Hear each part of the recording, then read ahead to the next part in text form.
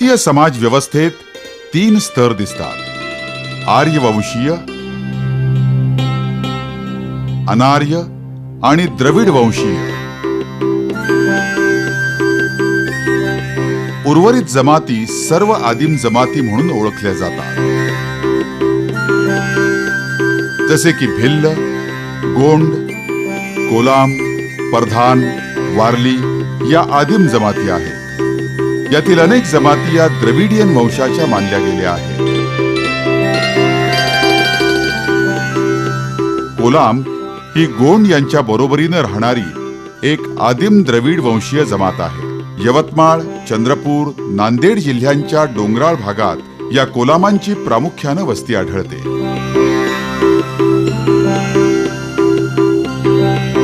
याच डोंगराळ पट्ट्यात गोंड, परधान, आंध याही जमाती वास्तव्य करतात.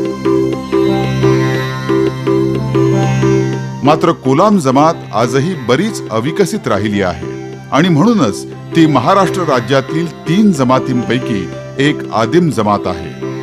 2001च्या जनगणनेनुसार कोलामांची महाराष्ट्रातली लोकसंख्या 1,73,646 आहे. कोलामांची वस्ती कोलामपोड म्हणून ओळखतात. कोलामांची घरं गवती झोपड्यांची, पूर्वी तुरट्या, पराठ्या, काटक्यांच्या तट्ट्याची होती. आता शासकीय आवास योजनेचा लाभ मिळाल्यानं माती, विटा, सिमेंटची बांधली जातात. गवताऐवजी मातीची कौलं घरावर चढवतात. घरात देवघर असतं. देवादिकांचे फोटो लावण्याची हौस आहे.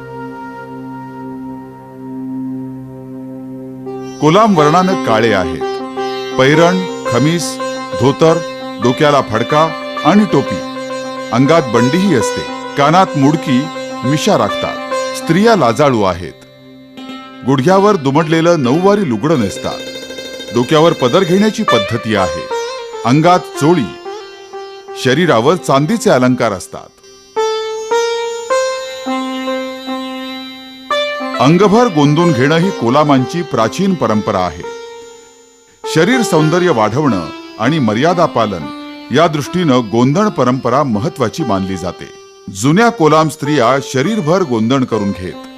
आज शरीरभर गोंदण परंपरा मागं पडली.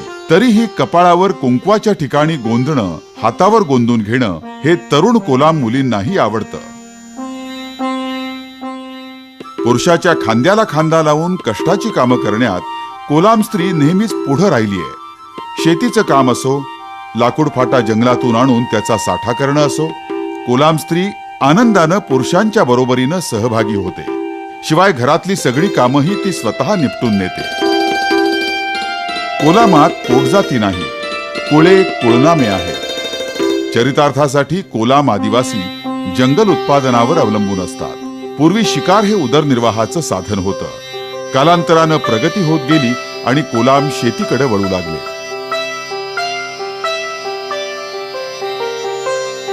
पण त्यानं त्यांचं कुटुंब पालन होत नाही. सरकार स्वस्त दरानं आदिवासींना गहू, तांदूळ देतं. त्यामुळं पोट भरण्याचा आदिवासींचा प्रश्न सहजपणे सुटू शकला. न पेक्षा कंदमुळं, झाडपाला खाऊनच त्यांना गुजराण करावी लागत होती. थोडंसं बरे आहे का 2 रुपये किलोचा अनाज भेटते सरकारकडून. त्याच्याने हे लई चांगलं वाटते. मुले इजारदारी राज्य होतं त्या टायमाला.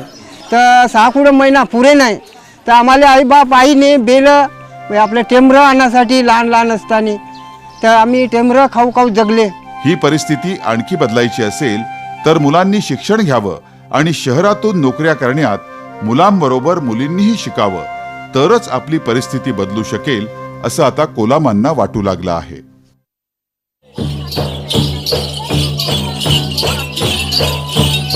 मंत्रतंत्रात्मक जीवन पद्धती हा कोलाम धाटीचा विशेष आहे. कोलाम आजही मंत्रतंत्रात्मक जीवन पद्धती अनुसरतात. भिवसन हा कोलामांचा मोठा देव.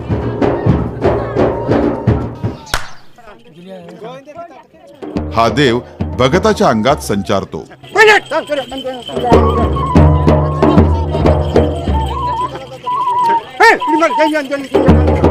कोलाम देवभोळे आहेत. जीवनातल्या प्रत्येक व्यवहाराचा संबंध ते देवाशी जोडतात, देवाला नवस सायास करतात।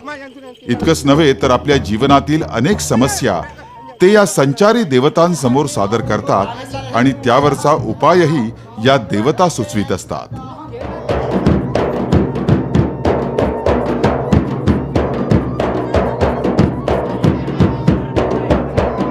आपल्या कोलाम पोडांना सुखशांती मिळावी, रोगराईपासून संरक्षण मिळावं म्हणून आपल्या देवदेवतांना वस्तीतून गावच्या सीमेपर्यंत कोलाम मिरवत घेऊन जातात आणि पाणवठ्यावर देवतांचं विसर्जन करतात।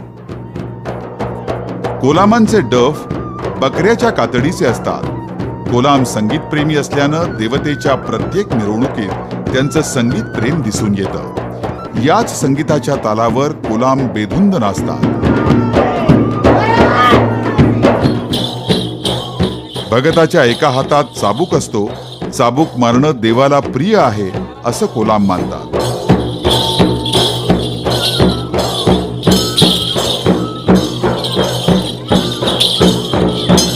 घराशेजारी देवाचा चौथरा असतो, त्याचं पूजन करूनच सारे व्यवहार होतात।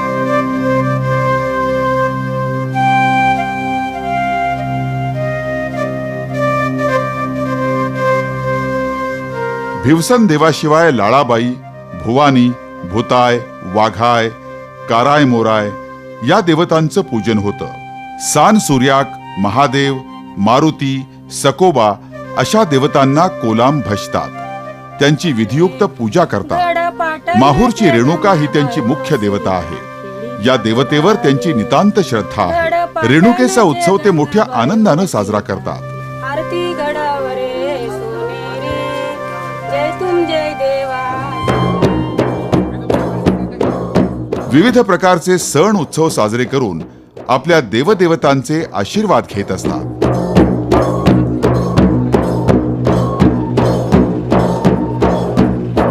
त्यामुळे आपली जीवन रहाटी सुरळीत आणि सुरक्षित चालते असा त्यांचा विश्वास असतो।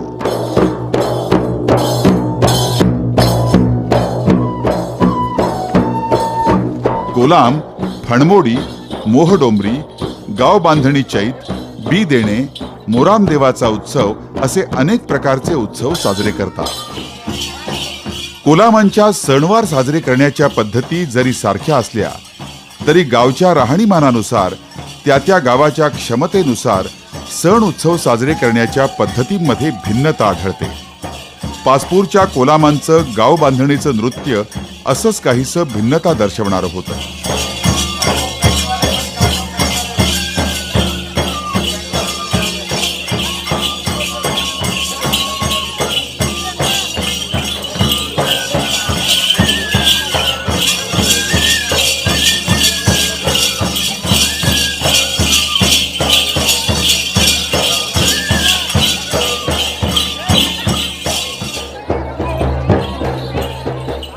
गावावर बाधा येऊ नये, पीक पाणी व्यवस्थित राहावं म्हणून रेणुका देवीला घातलेलं साकडं म्हणजे गाव बांधणी हे किनवट गावातल्या कोलामांकडून आम्हाला कळलं।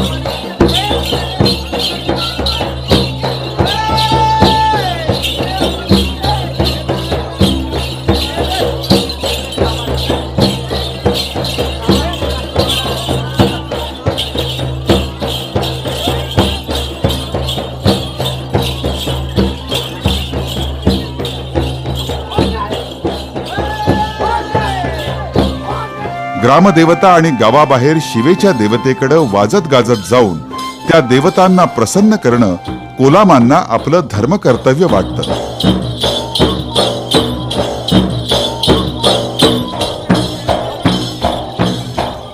कोलामांची आपल्या देवतेवर इतकी श्रद्धा असते। गावागावातून आपल्या देवतेला डोईवर घेऊन वाजत गाजत आपल्या देवतेशी जणू एकरूप झालेल्या मनस्थितीत जवळच्या नदी किनारी पोहोचतात।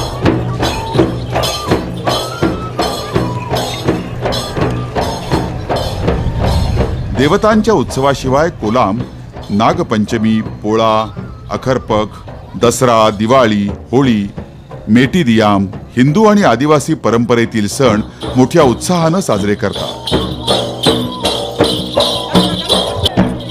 आणि पाणवठ्यावर देवतांचं विसर्जन करतात. कोलामात मुलासाठी देवाला नवस प्रथा असते. हा देव भक्ताच्या अंगात येतो. मूल झाल्यावर नवस फेडतात, कोंबडं बकरं देतात.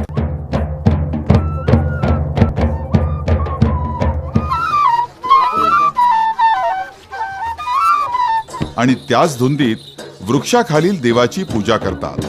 वातावरणात वेगळीच भक्ती असते.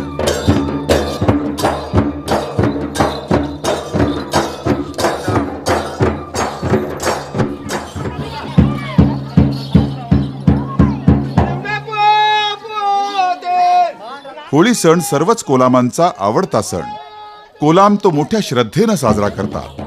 होळी माता आपली पालनकर्ती देवता आहे असं मानून ते तिचं पूजन करतात.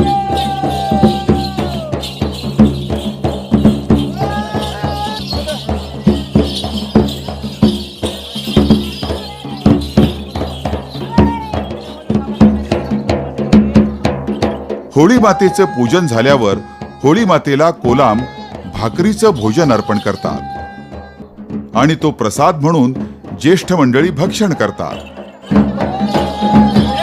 हा प्रसाद लहान मुलांना दिला जात नाही.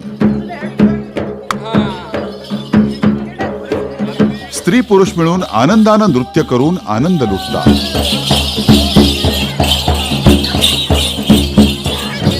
आणि त्याचबरोबर गावातले ज्येष्ठ नागरिक लहान मुलांबरोबर थोडीशी दंगामस्तीही करतात.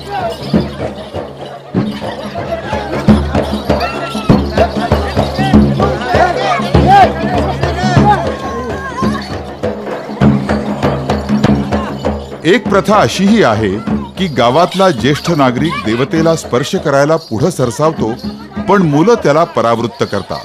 हा खेळ असाच पुढे सुरू राहतो आणि काही वेळानं तो त्या देवतेला स्पर्श करतो आणि वातावरण भक्तिमय होतं.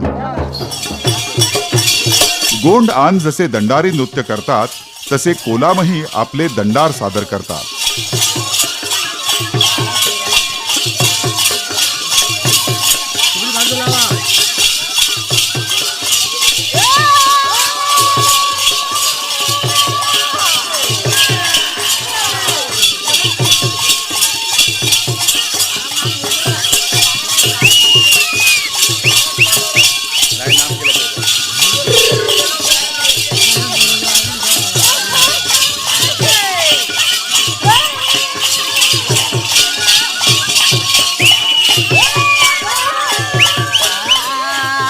गाबुर दिया हमने सेवा का तुम्हें, गाबुर दिया हमने सेवा का तुम्हें, कोलामा आजे तेरा फाटा पाळत.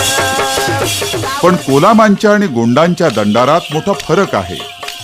दंडार म्हणजे हातात दंड किंवा लाकडी टिपऱ्या घेऊन उंच स्वरात गाणं गात केलेलं नृत्य. दंडार हे कोलामांचं लोकप्रिय आणि त्यांना आवडणारं नृत्य आहे.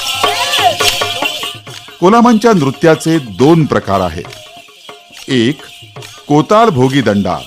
हे दंडार कोलाम केवळ गोंड जमीनदारांचा सन्मान करण्यासाठी सादर करतात आणि गोंडांकडून बक्षिसी मिळवतात.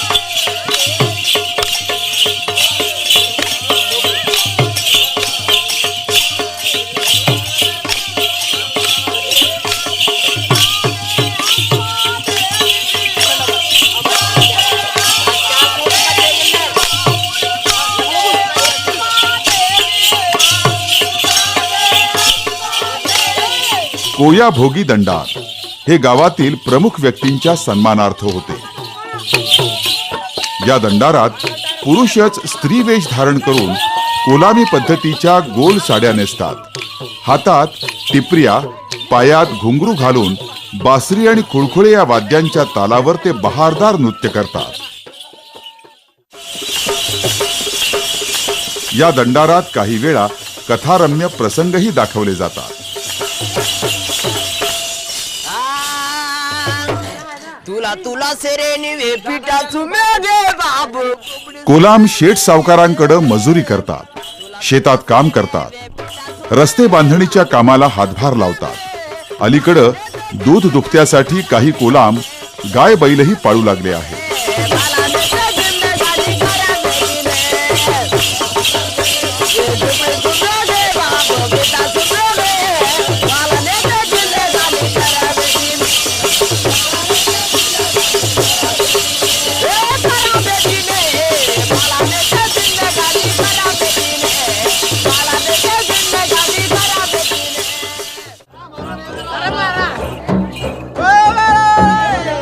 पुरातन काळापासून चालत आलेल्या शिकारीच्या पद्धतीचं नाट्य रूपांतरही या दंडाराच्या निमित्तानं पाहायला मिळतं.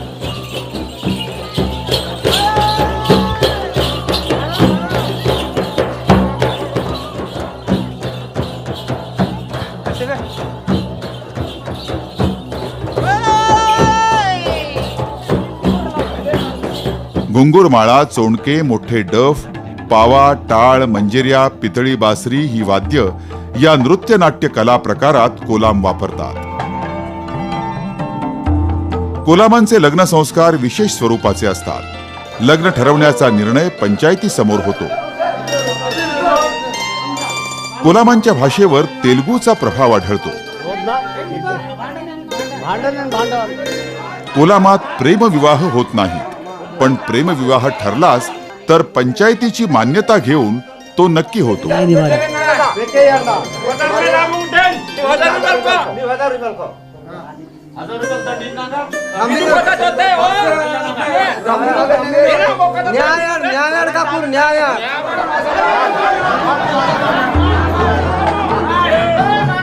कोलामात हुंडा पद्धती नाही, वधूमूल्य परंपरा आहे.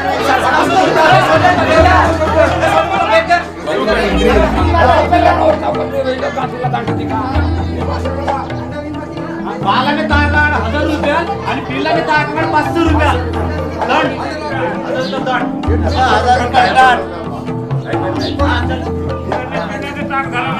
वर हा वधूपित्याला लग्न खर्चासाठी काही रक्कम आणि एक पोते धान्य देतो. वर सधन असला तर लग्नाचा दोन्हीकडचा खर्च करून लग्न लावून दिलं जातं. पंचायतीच्या साक्षीनं नवऱ्याच्या घरासमोर लग्न लावून दिलं जातं.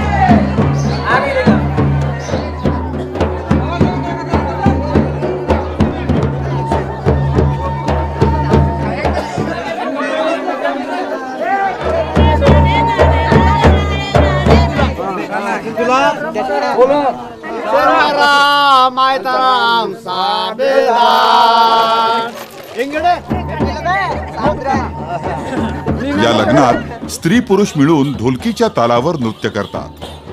स्त्रीचं बाळंतपण प्रामुख्यानं आपल्या झोपडीत करण्याची पद्धत आहे.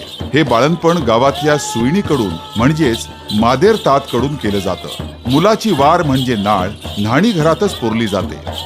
5 दिवसांपर्यंत बाळंतिणीला अस्पृश्य म्हटलं जातं. मग तिला आंघोळ घातली जाते. नामकरण कोणत्याही दिवशी होतं.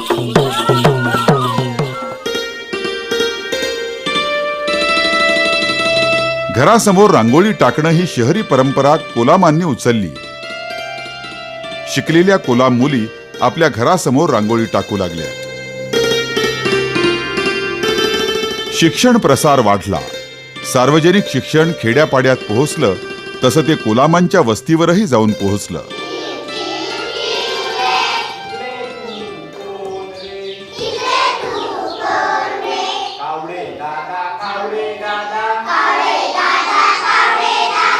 या शाळेमध्ये 1 ते 4 पर्यंत एकूण पटसंख्या 73 विद्यार्थी शिक्षण घेतात.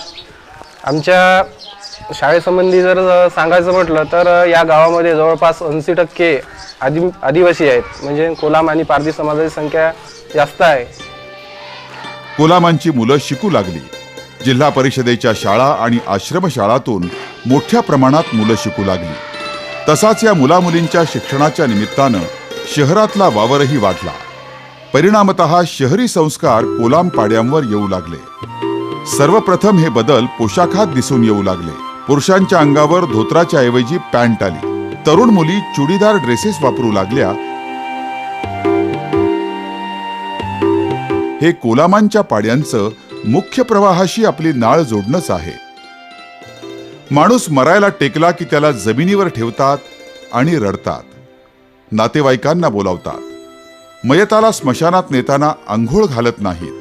शक्यतो म्हातारी माणसं स्मशानात जातात. प्रेत पुरलं जातं. प्रेत उठवण्यापूर्वी सोन्याचा तुकडा प्रेताच्या तोंडात ठेवतात. पुरल्यावर त्यावर वट्टा म्हणजे दगड ठेवतात. कोलामांची सामाजिक, सांस्कृतिक आणि धार्मिक संस्कृती ही आदिम संस्कृती असली तरी या संस्कृतीनं अनेक कला प्रकार भारतीय संस्कृतीला बहाल केले आहेत. त्यांचं जतन आणि संवर्धन करणं आपणा सर्वांचं आद्य कर्तव्य ठरतं.